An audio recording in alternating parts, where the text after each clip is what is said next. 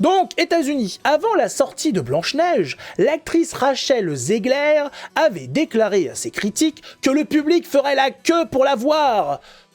Oui, pourquoi pas. Pourquoi pas, j'ai envie de dire, les gens vont faire la queue pour la voir, qu'est-ce qu'elle nous dit? And to everyone who hates when I win, the winged victory came to the Louvre in pieces, and people still line up to see her.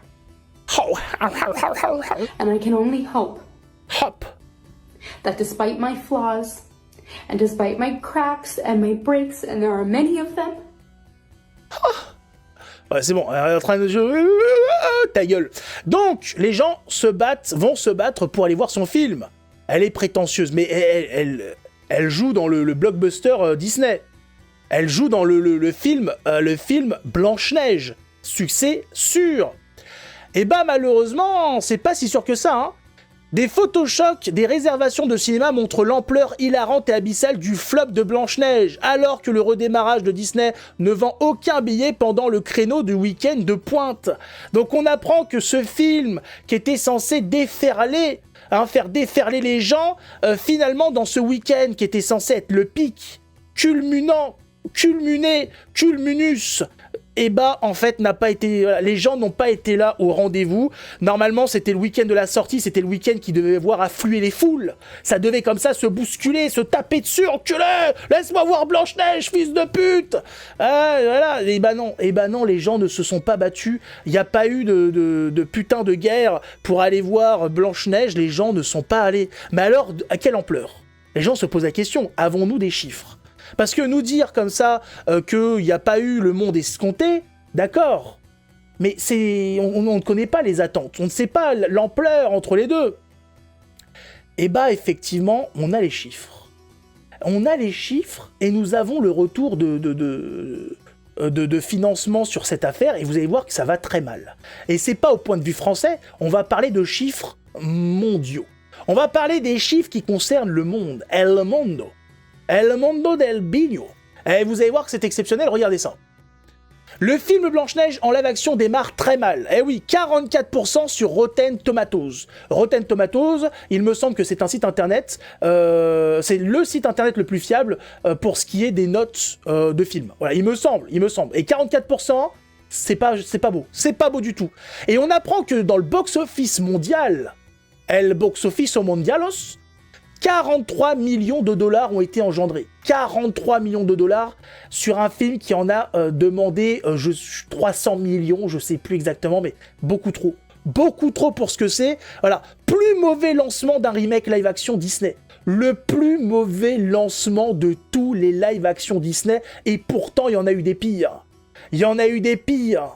Donc là, on est en train d'assister à la fin du wokisme, au pinacle, au summum du crachat à la gueule des films woke avec ces résultats-là. Voilà, les gens ont craché une dernière fois sur les productions de merde que nous livre Disney, parce que je rappelle que ce film a commencé avant le changement de direction de Disney, et que donc nous avons ce reste de l'ancien Disney pour nous marrer, pour nous égosiller un petit peu, et que c'est plus la direction de Disney. Je rappelle que bientôt Disney va sortir une série, ou sort une série, je crois qu'elle est sortie.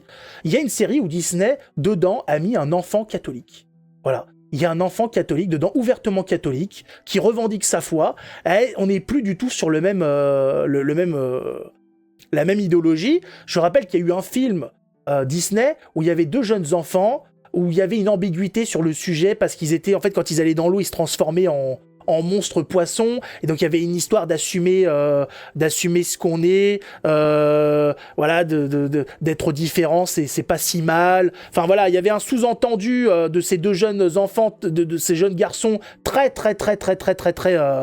fusionnels, qui était un petit peu bizarre. Et donc bon, ça c'est l'ancien Disney. Aujourd'hui c'est bon, nous sommes débarrassés de cette merde.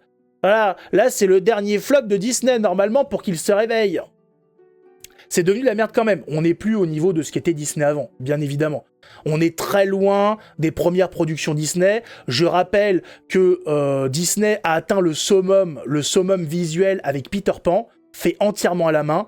C'est à ce moment-là qu'ils ont atteint le sommet et que ça s'est arrêté. À partir d'après, ils ont commencé à mettre de la 3D dégueulasse qui a très mal vieilli. Si vous voulez voir le summum, le sommet de l'art du dessin, vous allez sur Peter Pan. Et vous voyez les robes, vous voyez comment dire, les mouvements, tout ça. C'est là où ils ont atteint vraiment le top du top. Malheureusement, après, la facilité, les économies, tout ça a fait qu'ils ont revu à la baisse la qualité avec l'arrivée de la 3D, tout ça. Aujourd'hui, si vous voulez voir de la belle production en dessin, il faut aller du côté Ghibli, où vous avez aussi de la très très très très belle photographie, mais c'est pas pareil. Shrek est devenu BDSM, ils l'ont mis en combinaison en latex, le pauvre Shrek. Shrek, il y a eu un truc qui est sorti, où il y a un miroir qui sert de smartphone, où il zappe comme sur TikTok, enfin... Les gens ont vivement critiqué l'arrivée du prochain Shrek. C'est super raciste de nommer un noir Blanche-Neige. Non mais ils ont expliqué qu'en fait elle s'appelle plus Blanche-Neige parce qu'elle est blanche comme la neige. Elle s'appelle Blanche-Neige parce qu'elle a survécu à une tempête de neige. C'est exceptionnel. Ouais, heureusement que c'était une tempête de neige et pas autre chose. Hein. Si maman avait chopé la chiasse... pendant l'accouchement, ça aurait été quelque chose. Et maintenant, Ghibli fait faire ses fonds Paris à Gabi. Ses fonds ? Bah oui, mais après, mais l'IA, c'est moins gravissime, parce que l'IA peut très bien imiter ou faire mieux. Comme dans Tintin, le petit noir se nomme Boule de Neige. Ah, mais ça, c'est de l'humour. Ça, c'est l'humour Tintin. Je rappelle que, je sais plus comment il s'appelle, mais sachez que le monsieur qui a dessiné Tintin, il n'était pas très à gauche, voilà. Je préfère le dire. Les gens sont pas au courant, mais il avait des idées, voilà. Hein, on comprend un petit peu plus son humour quand on connaît le personnage. RG, voilà, RG.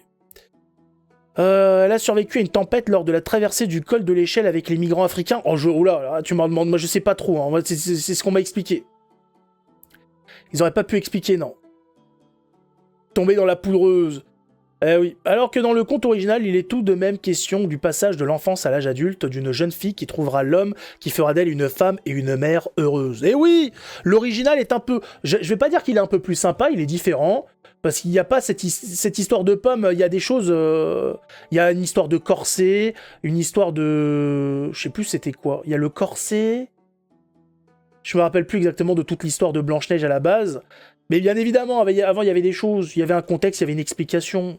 voilà, il fallait se méfier mais dans ce Blanche-Neige, dans l'original, on vous dit de vous méfier de ces gens qui vendent des choses à la sauvette. C'est ça aussi qu'il y avait comme information. Voilà, si les gens avaient lu un peu plus le vrai Blanche-Neige, ils arrêteraient d'acheter des tours Eiffel de merde aux migrants et compagnie. Ils seraient beaucoup plus méfiants. Mais sauf qu'ils n'ont pas lu l'original, donc ils sont pas au courant des leçons du passé. Voilà. Faites attention aux gens qui veulent vous donner des trucs, vous vendre des trucs de merde de la camelote. C'est des connards. Voilà. Ils vous mèneront à votre perte.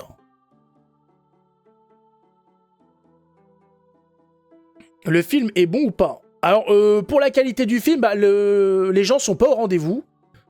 44% sur Rotten Tomatoes, qui est un site réputé pour les notes, il a pas l'air bon le film.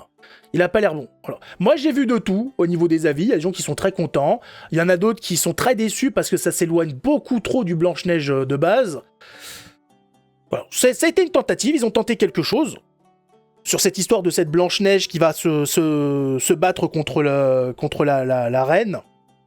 Avec cette histoire du prince qui devient un genre de Robin des Bois, SDF, les nains qui ont une sale gueule. Non, excusez-moi, hein, ils ont pas voulu prendre des vraies personnes parce que ça faisait polémique, donc ils ont voulu partir sur des monstres magiques, des animaux fantastiques, je sais pas quoi. Finalement, au dernier moment, ils ont retourné leur veste, ils ont dit on va finalement remettre des nains.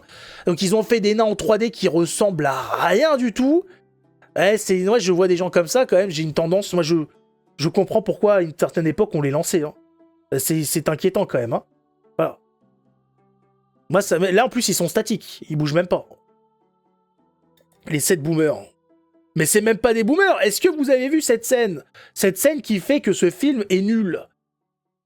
Blanche-Neige va dans la maison des 7 nains, Qu'est-ce qui se passe? Elle chante et les nains nettoient la maison. Mais on est où là? Qu'est-ce qui t'arrive? Qu'est-ce qui t'arrive, madame? Qu'est-ce que c'est que cette histoire? Après, ça peut être une leçon intéressante, c'est-à-dire faites attention à la femme que vous faites rentrer chez vous, parce qu'elle elle changera complètement vos habitudes, elle foutra le bordel comme pas possible. On peut prendre on peut comprendre la leçon comme ça. On voit Robert Hue à gauche. C'est vrai qu'il y a un genre de Robert Hue. Ah, c'est flippant. C'est flippant. Donc voilà, si vous voulez, vous matez l'original. Sinon, vous allez voir vers d'autres horizons ce qui est produit au niveau artistique. Regardez un petit peu les œuvres japonaises des années 80-90. Avec cette patte graphique, ces belles couleurs, avec ce sang et tout, cette virilité, cette envie comme ça de faire de l'animation pour adultes. Je parle pas de hentai, hein. Je parle de choses assez intéressantes. De choses d'hommes. Voilà, du genre de... Bah, c'est pas exactement comme du Nicky Larson, parce que c'est un peu plus énervé, mais dans ce genre-là, quoi. Voilà.